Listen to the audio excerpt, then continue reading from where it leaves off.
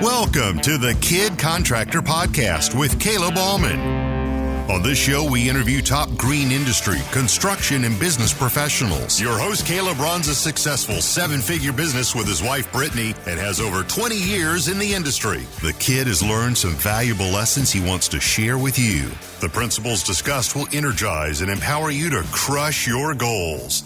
And now, from the Company Cam Studios, the Kid Contractor Podcast with your host, Caleb Auman. Hey folks, welcome to the Kid Contractor Podcast. Happy to have you on the show here. I wanted to shoot an intro here. It's a 2-part series of our first podcast from the actual office here itself, Auman HQ, Auman podcast room. So really excited to. We cover a lot of different topics here on this 2-part series. It's going to be a lot of fun, really good interest, and you'll hear about how I lost a job last week and a client asked for their money back. So we'll go more into that for a little teaser for you. Folks, from the Kid Contractor Podcast here, enjoy the show. I'm going to do it like the professionals do it.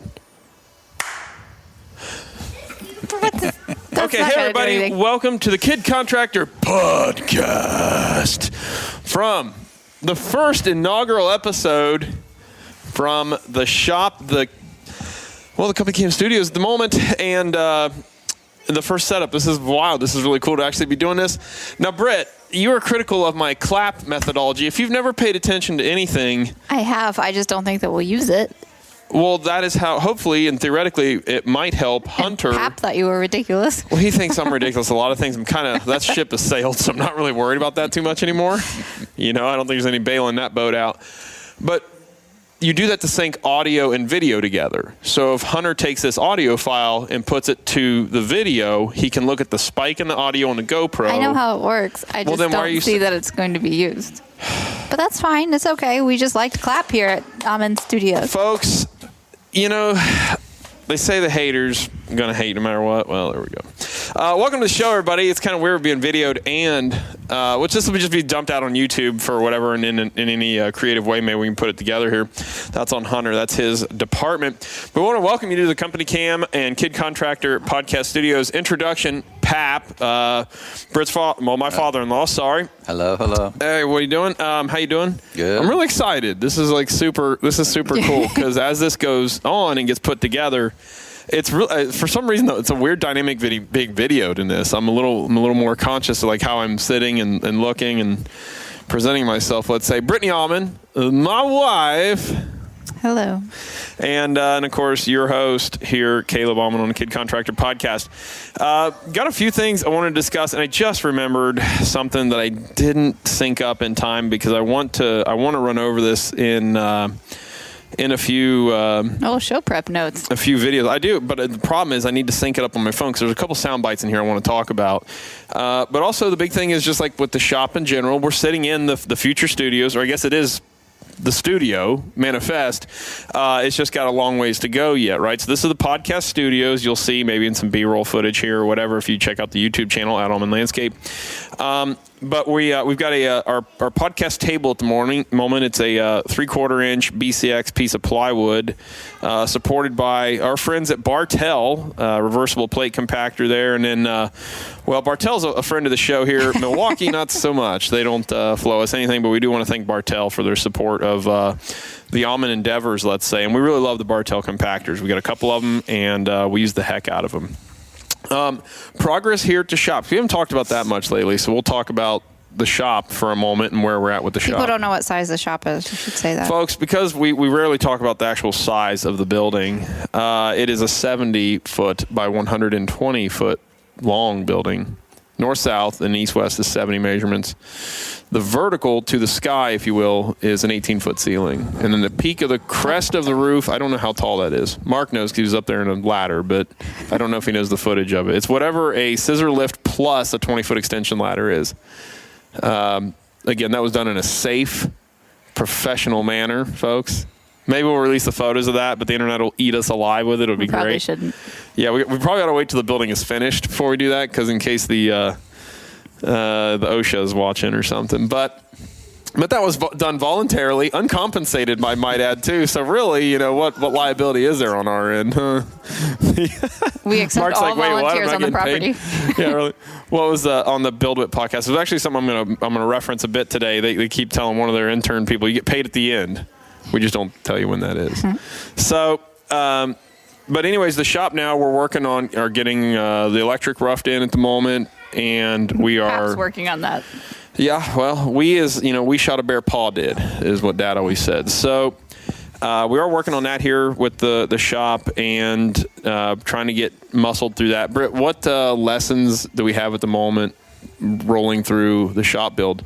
I'm interested to know if Pap has a lesson so far. Well, this is the third building Well, you built. that was the direction I was going to go. Is Mark's built 2 houses now himself, and so this is the third building I would give him credit for building, essentially, just with the amount of volunteer time he's put in here for whatever reason.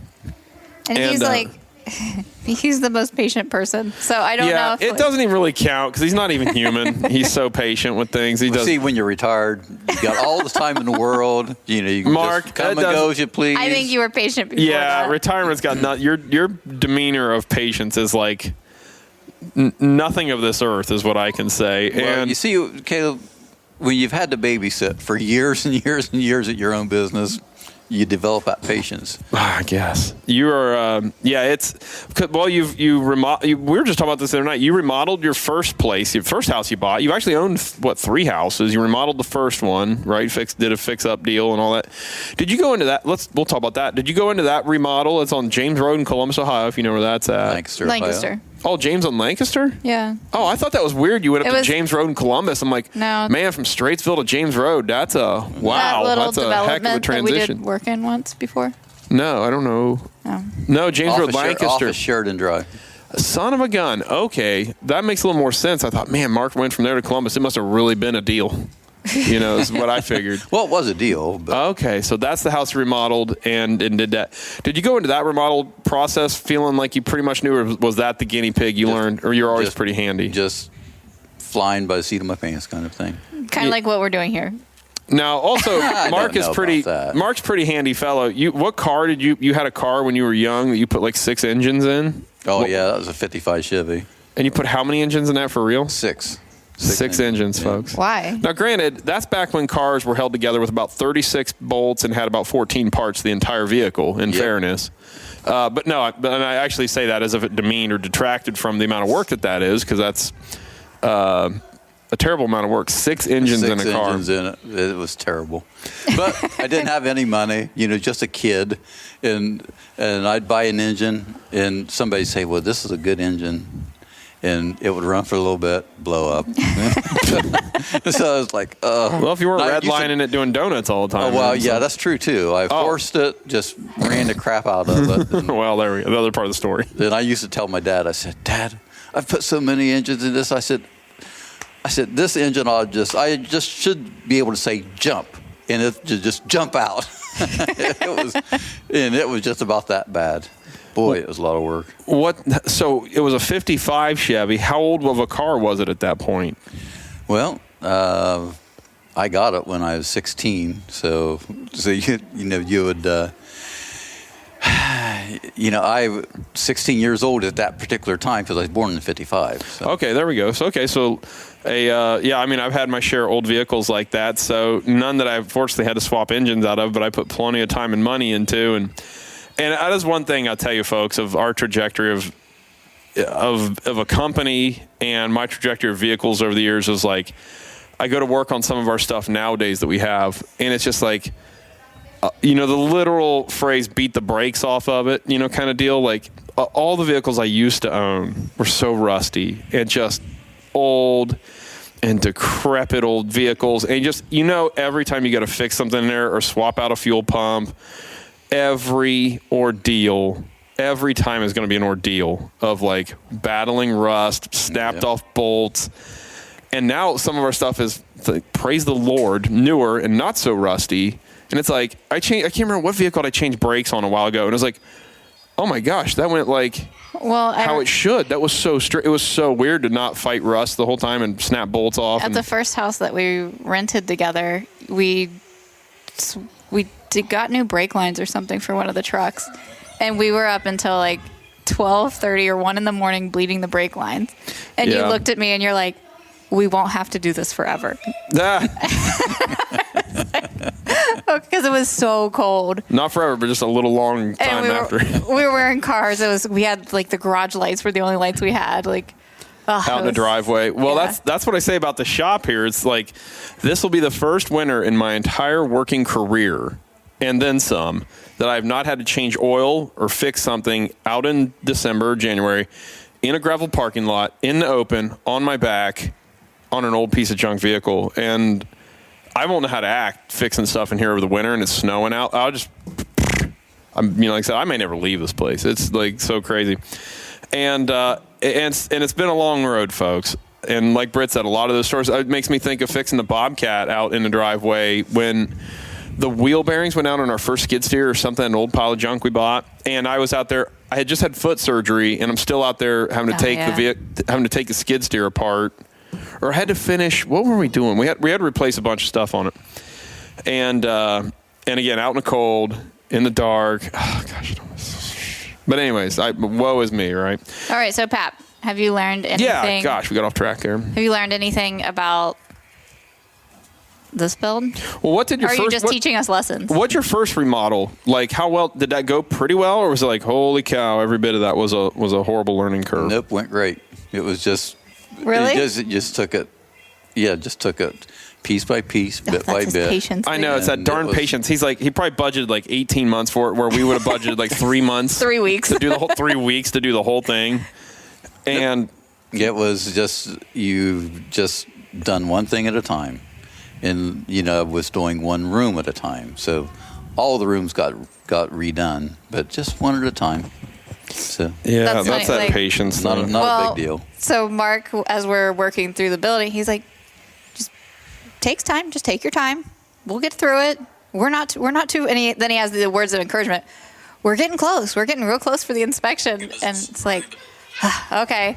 And we are close to this. And then, we are close to this inspection. Well, it's funny when we were talking about like the build with Steve, and we were getting ready to actually put the shell up, and Caleb was like, yeah, so, and then after that we got to do this, and Steve's like, slow down, Caleb, it's going to take time. And then the building's up, and we had another meeting with Steve, and we were talking about like, when can we get the framing up? And Steve's like, slow down, Caleb, I was scared I didn't hit record. I'm sorry. God, and it's just like,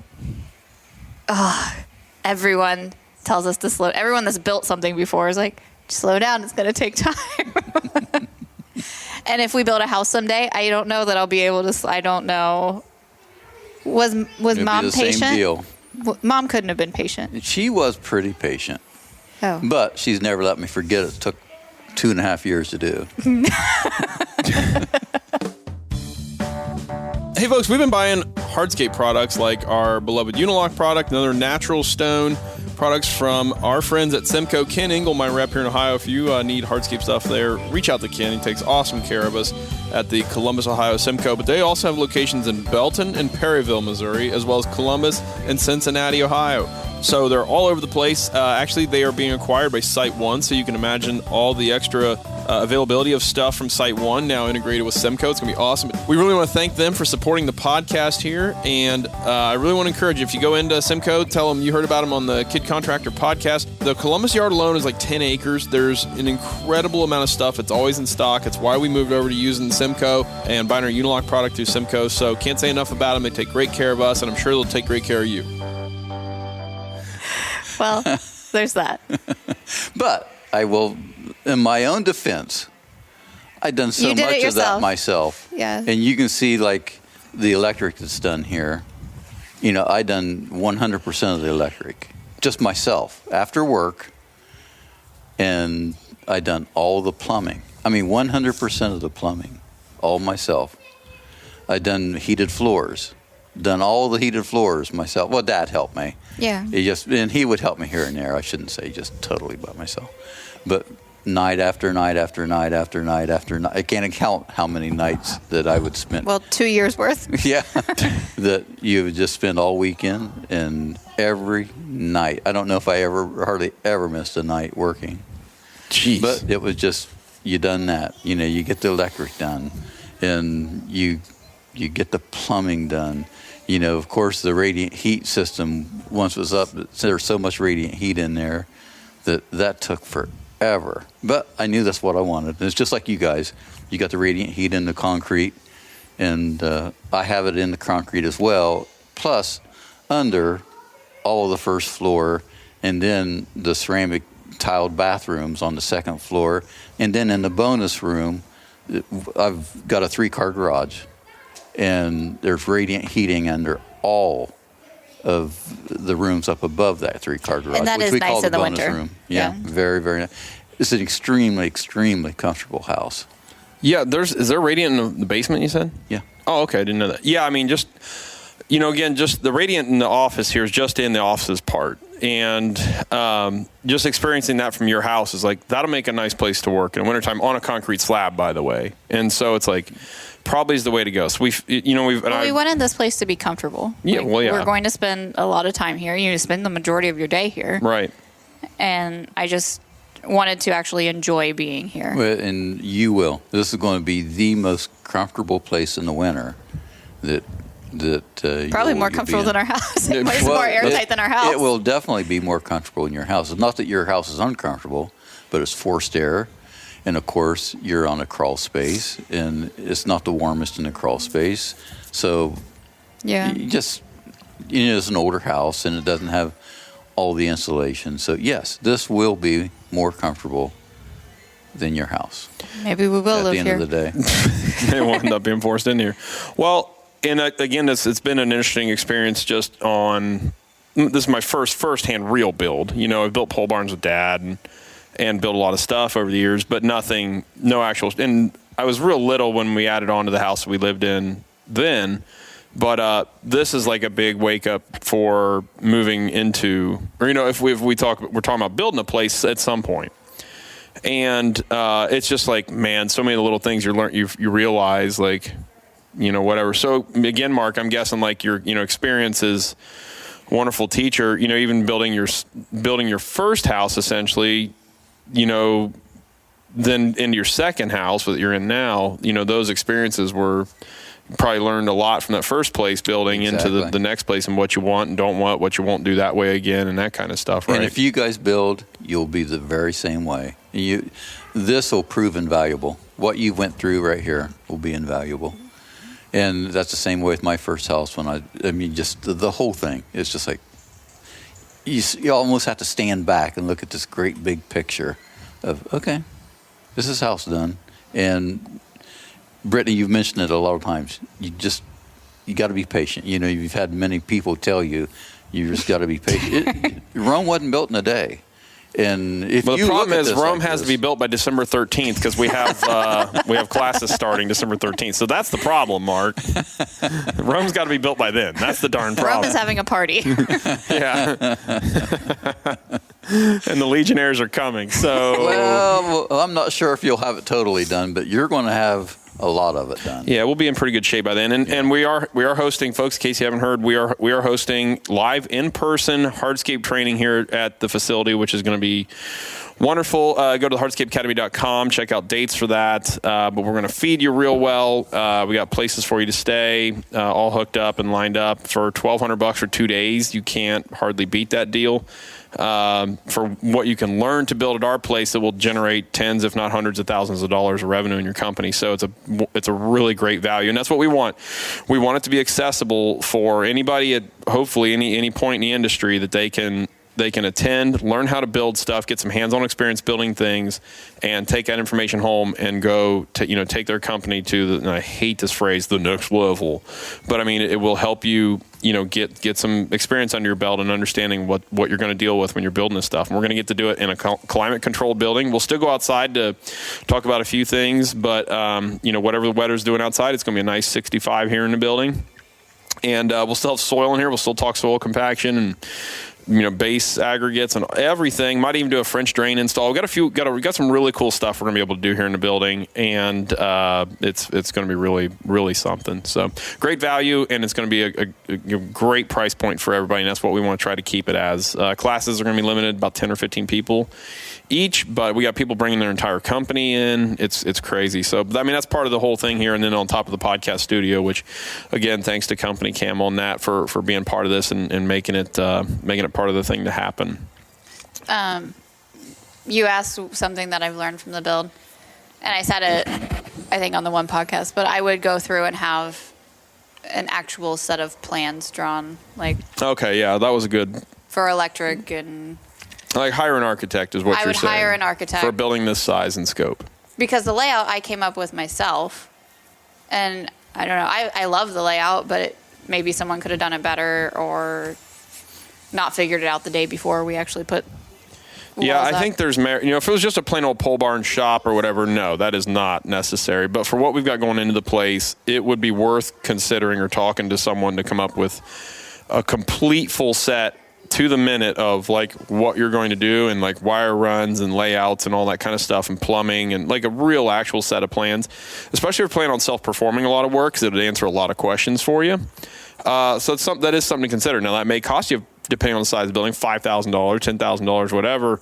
So you got to weigh that option, of course, too. But that is something in hindsight we would probably explore it a little bit just to try to smooth some things over. So there's not so many code questions of like what is in code and what isn't, and reaching out to our contractor friends and dealing with a lot of that stuff. So we've still got to hire certain contractors to perform stuff that's required by code, and then we got the fire and public alert stuff and all that junk, and that gets it just, and again, that's one of those things like, yeah, if we had all the time in the world, it wouldn't be such a big deal. And maybe again, moving forward, if Rome didn't have to be built by December 13th, or even that, the next training session after that is January. 9th, yeah, so we have 2 in January, 2 in February, and 1 in March. 2 in March and 1 in April.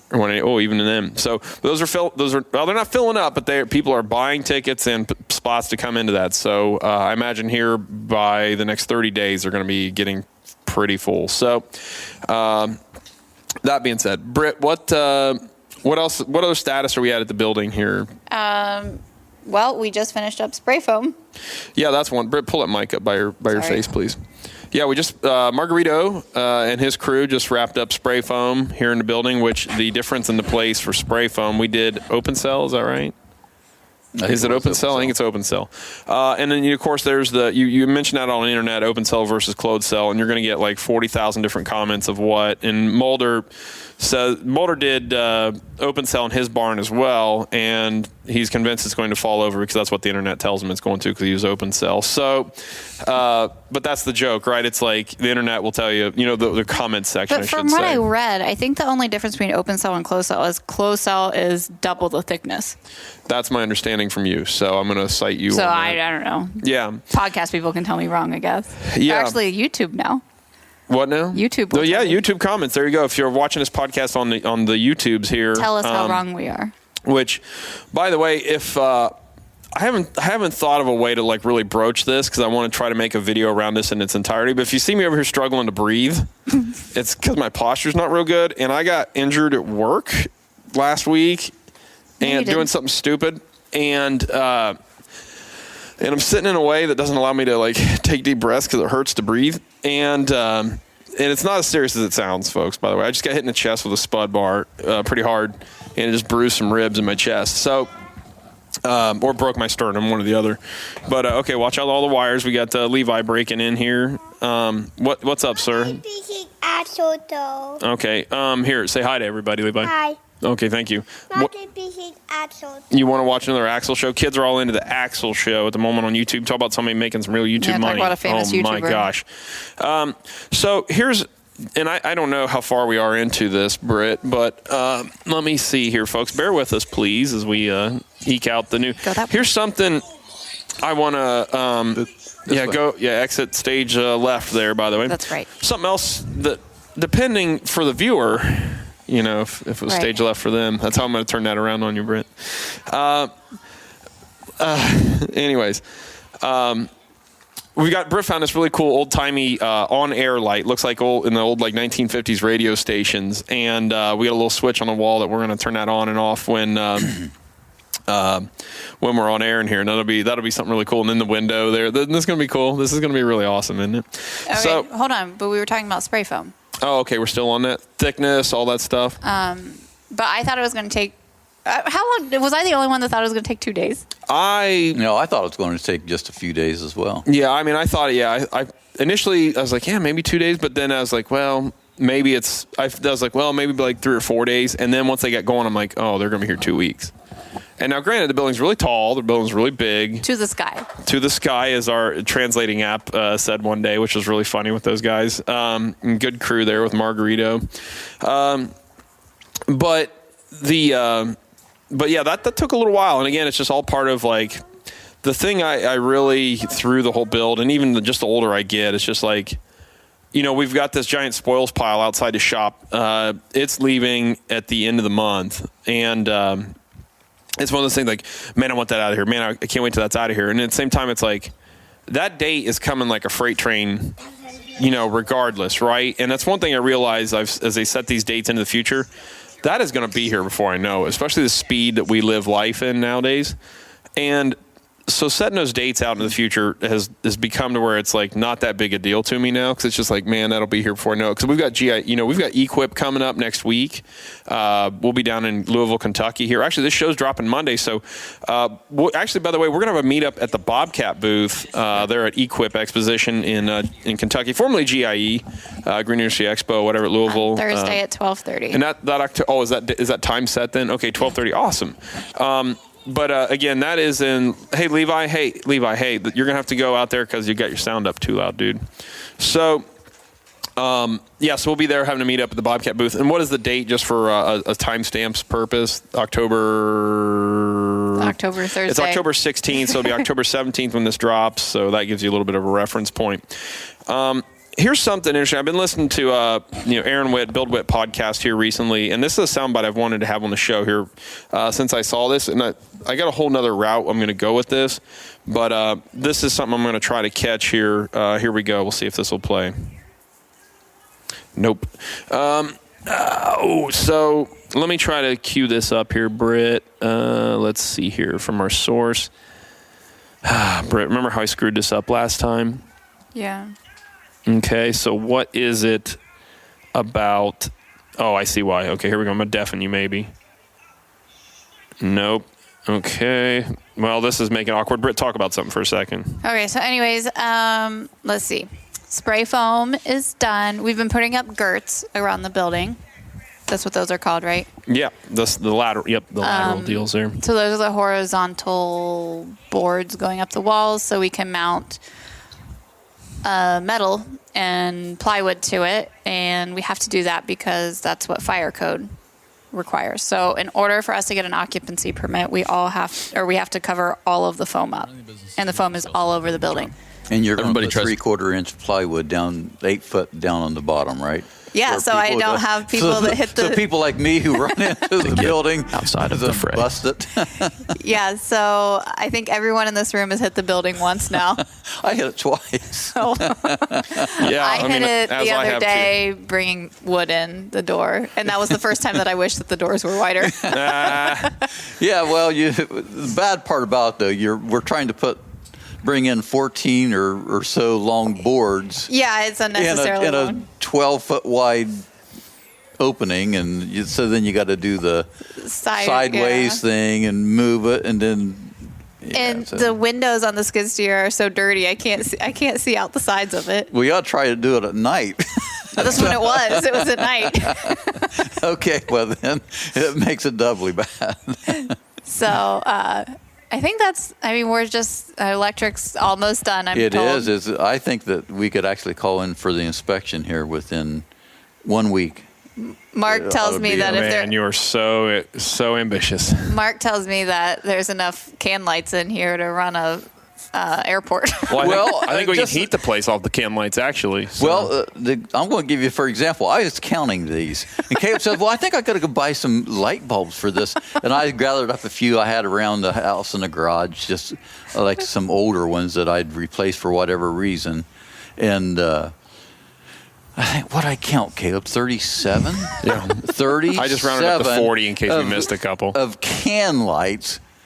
And this doesn't include the all these rooms with the drywall that's going to have separate fixtures in them. And I can't tell you how many fixtures is going to be in this drywall section.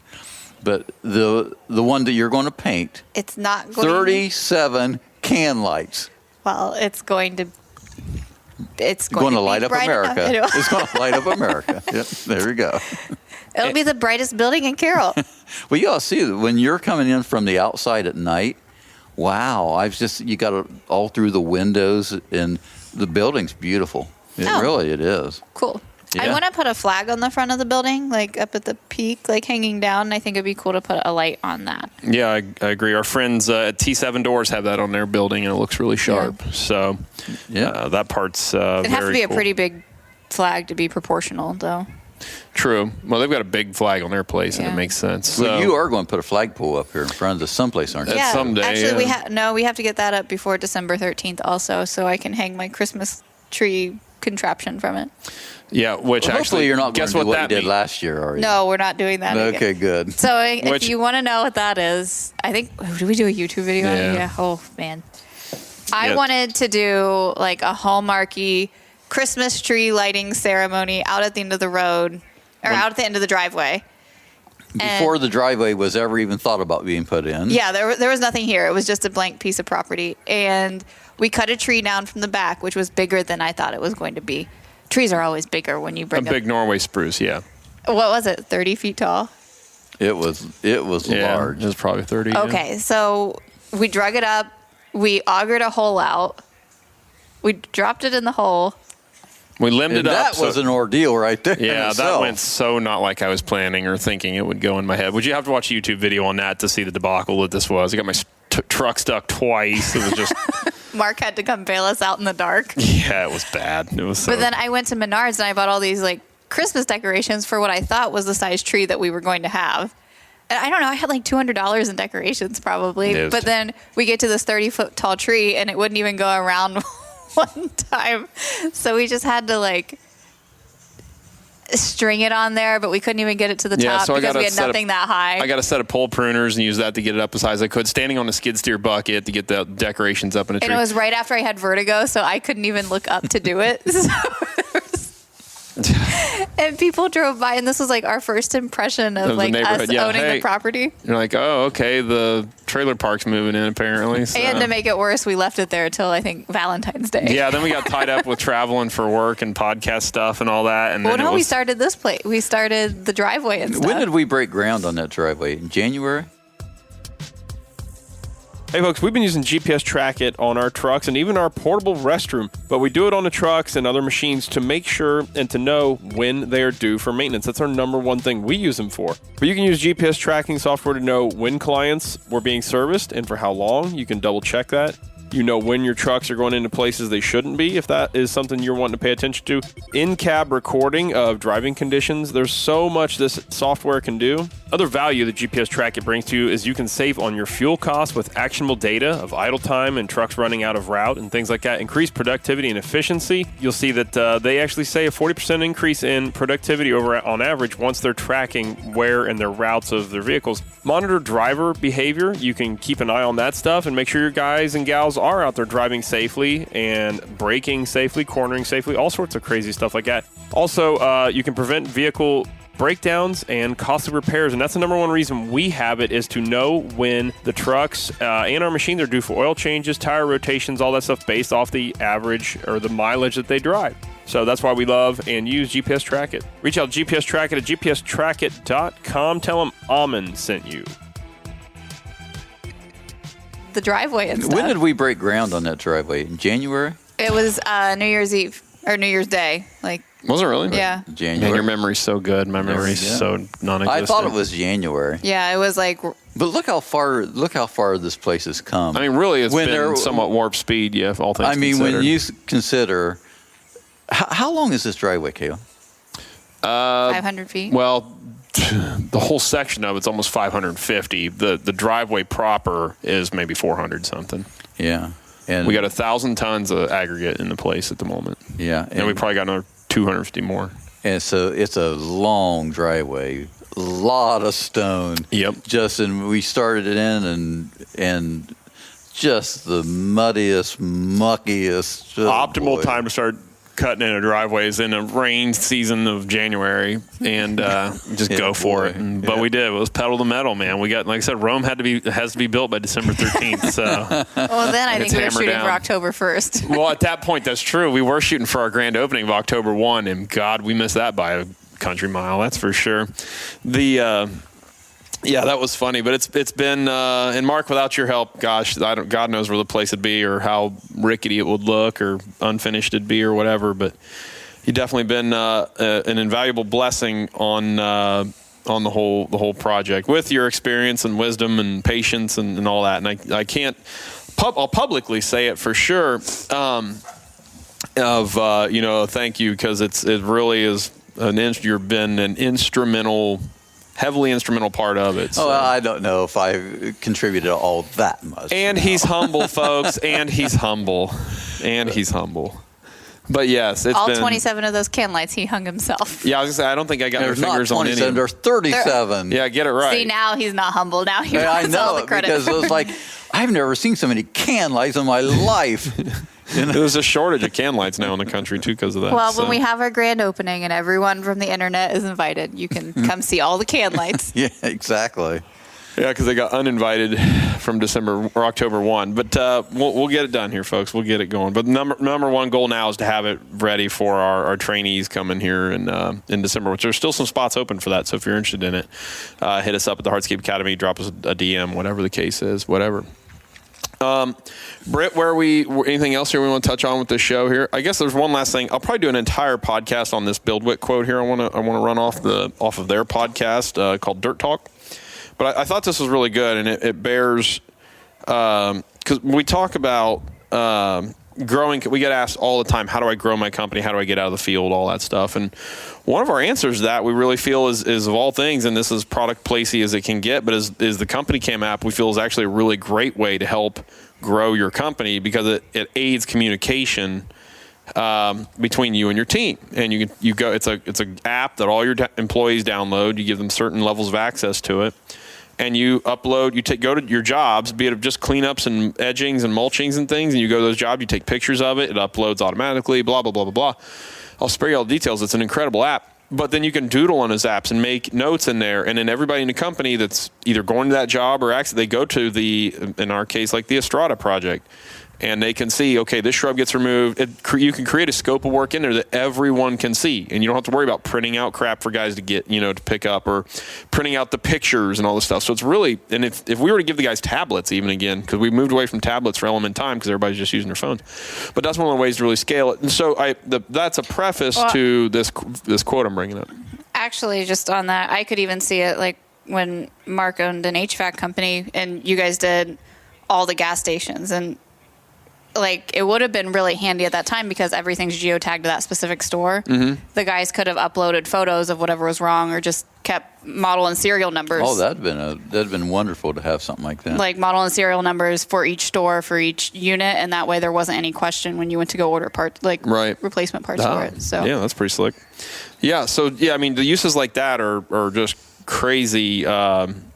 Endless or whatever. And so to the effect of growing a company and two, for backstory, in case you haven't heard Mark on the podcast here, Mark ran an HVAC company, heating, ventilation, air conditioning with an emphasis on refrigeration and cooling. For how long, Mark? How long were you doing that? 33 years. Okay, yeah. So a little while to say the least. And probably one of the top people, if not the top people in that field, locally or regionally, I would argue.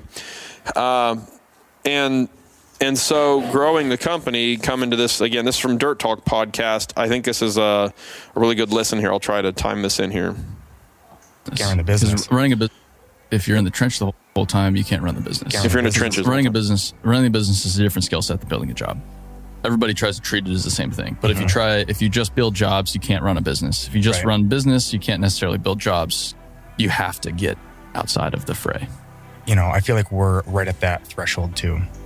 What we can become and what we've always done. We've invested in machines and GPS, and this winter it's going to be the training and developing of our guys when we have the time. So I feel like the guys aren't going to see me as much on these jobs anymore, and to a certain extent, like, they haven't. By doing that, if you're there with them every day, you're not creating the future you need.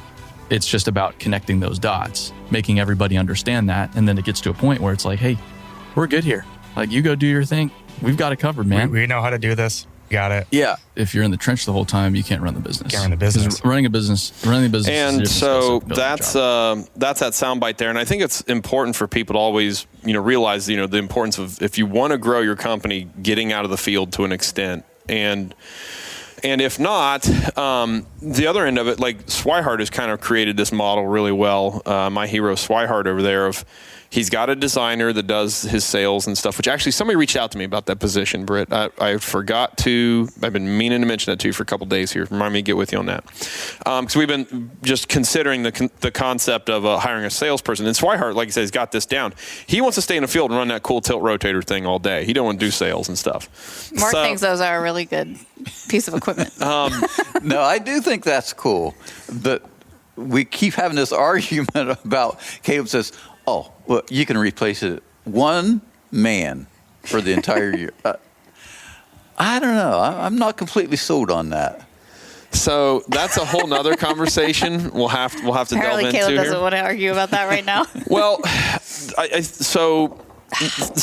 that is part of a conversation, though, that is the bigger picture. And the discussion, I've been thinking about that a lot, because my tilt rotator buddies are all like, this thing's next level and game changing and all that. And I don't deny that a bit. I 100% buy into that. And I 100% agree. It absolutely is.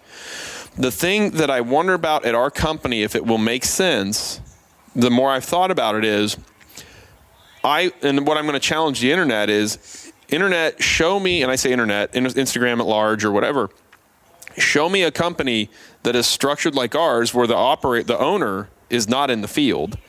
And those guys that have this, $60,000 attachment are utilizing it to the same capacity an owner would, that makes it worth that investment. If I were to go out in the field with a tilt rotator, 1,000% I could double our production without a doubt in my mind.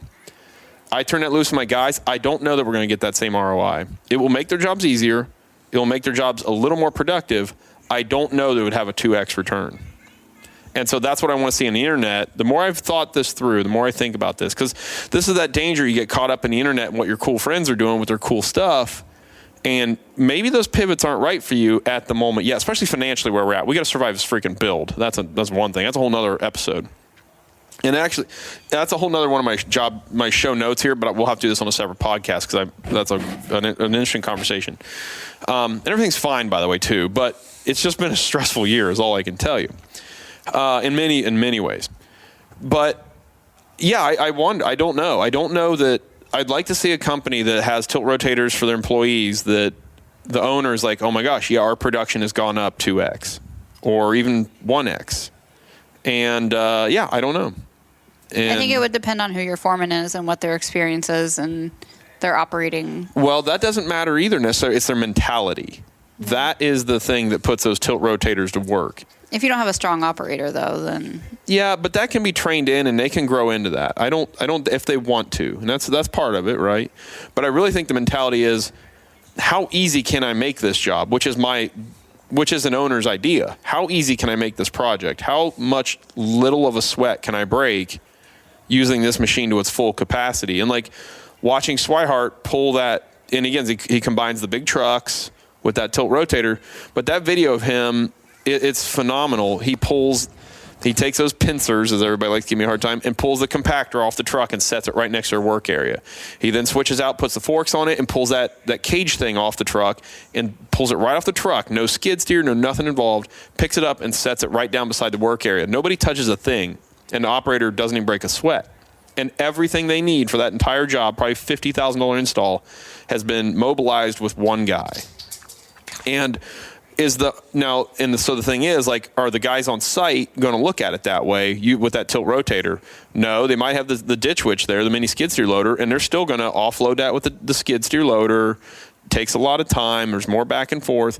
I don't know that the owner mindset and the foreman mindset, which are a lot of times two different things, and it's not a bad thing either necessarily.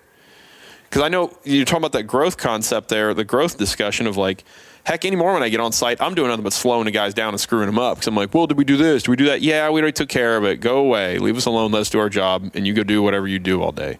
Which I don't know what they think I do all day, but I don't think it's as much as they... I know they don't think I work as much as I do. But that's whatever. That's always a disconnect between management and labor. But yeah, So what do you love about Jeremy Swihart? So many things. So many things. His good looks and... I don't know about that. But there's way hotter landscapers out there.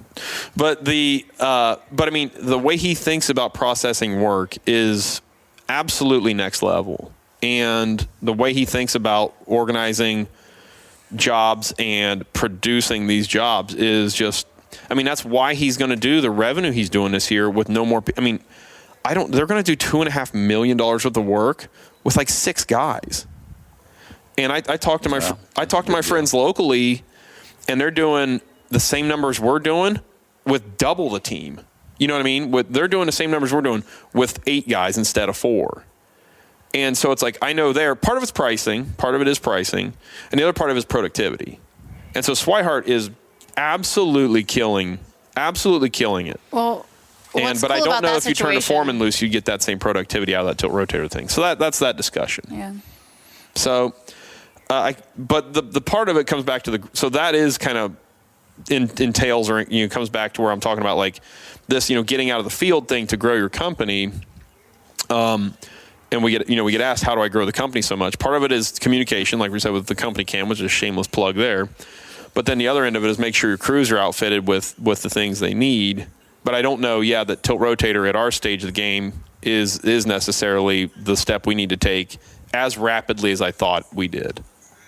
I don't know. And unless you want to go in the field more. Well, and that brings me back to the Swihart model. Is Swihart wants to run all the cool stuff and do all the cool things. And I remember it was Dick Ansley or Vanderkoy talking about that, of a guy that was building a company and he did not want to work in the office or sell work. And I say this about companies all the time. It is your book you get to write back to front. And so you have you want the book to end, and how you get there is up to you and how you write those pages. And this guy didn't want to do all that work. So he hired a salesman, he hired office staff, and he just wanted to be a guy out in the field producing work. He still wanted to own the company, though. Still wanted that freedom and flexibility. And Swihart, same deal. He doesn't want to, I'm sure he still goes out and sells some work or whatever, but he's got a person that does design and sales for him, handles a lot of that, and then he does some logistics, I'm sure. But he doesn't go and spend a lot of that time doing that stuff. He's handling, again, forward-thinking things of what we're doing with the company, where we're going. Now, again, it is He's a visionary. Yeah, it is somewhat of a weakness in a company, because if he goes out or gets hurt or incapacitated, the company, still with their designer or salesperson, it should be able to limp along, right, and get along. But I think it's a really cool thing, the way he's structured that company, the way he wants it to be, which is the way we should be running our companies. And, that's that.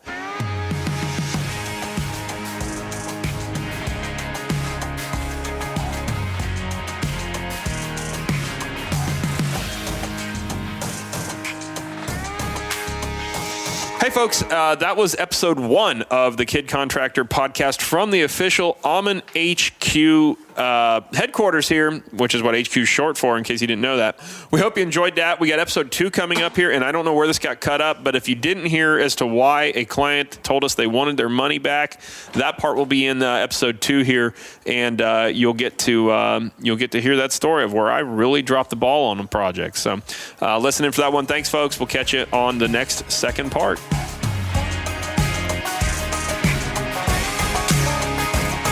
Thanks for spending time with us today on the Kid Contractor Podcast. Visit the hardscapeacademy.com to access our free training courses. The link is in the show description. Connect with Caleb Auman at Auman Landscape on Instagram and on YouTube. Don't forget to subscribe to the show and come back for the next episode of the Kid Contractor Podcast.